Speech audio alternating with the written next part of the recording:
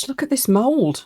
This is from Glitz and Glitter. You may know her as Michelle over in America. And I ordered this from her store and it does not disappoint. Isn't it gorgeous? Handmade, of course. So she does send with it all the instructions for looking after it and not damaging the sparkle and so on. But largely it's not using heat and alcohol on it and not wiping it with a baby wipe, just using tape to clean it, that sort of thing. So we're going to have a good look at it today and we're going to keep it very simple.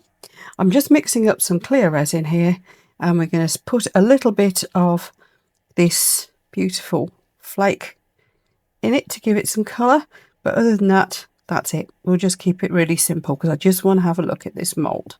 So the resin I'm mixing up is from Let's Resin. It's their standard 1:1.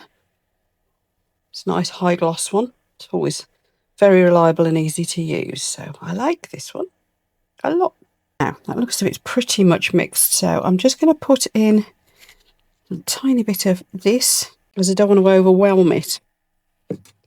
So we're just going to go just a tiny bit like that. Look at that colour. It's just called pink, flakes are, which, yeah, couldn't have put it better myself. Certainly pink. So is that enough?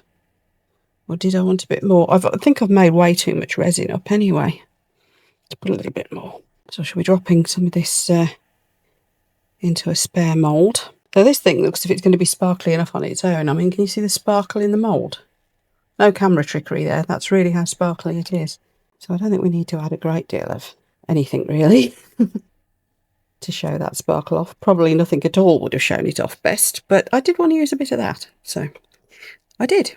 We're just going to pour nice and slowly so that we don't get any bubbles trapped in the sparkles.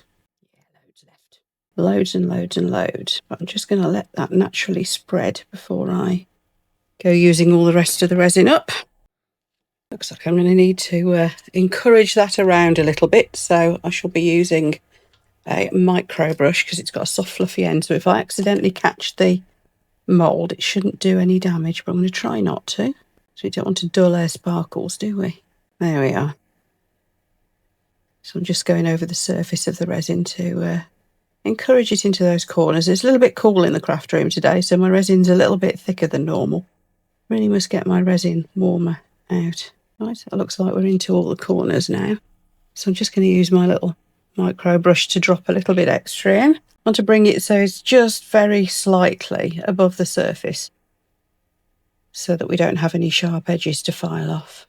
I will put you the link for this mould down in the video description as usual, by the way, and the resin. So I thought I'd treat myself.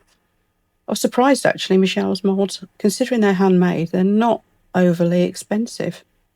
Obviously they're going to be more than cheap mass-produced stuff. But I thought they were pretty sensible prices for something handmade and special.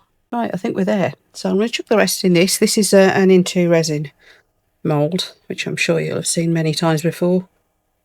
It's been used. I dread to think how many times I've used this mould. It's one of my favourites for little extras. It needs a darn good clean, as I can see. So this is another handmade mould. As I said, it's from Into Resin. I'll put you the link for these as well in case you're interested. I've only got enough to part fill it, so I'll do. We'll have two little thin pieces, or I can top it up with something else, whatever I have left over next. There we are. Right, I'll see you when that's ready to demould then. Demould time, let's have a look. Well, we're just going to get these out now first. That's the Into Resin moulds. They're really thin because I didn't top them up. So I'll take that sharp bit off and those will be useful for like a card front or something, wouldn't they? Being that bit thinner. Pretty. I can see the glitter has sunk. I didn't think it would be in such fine flakes. Anyway.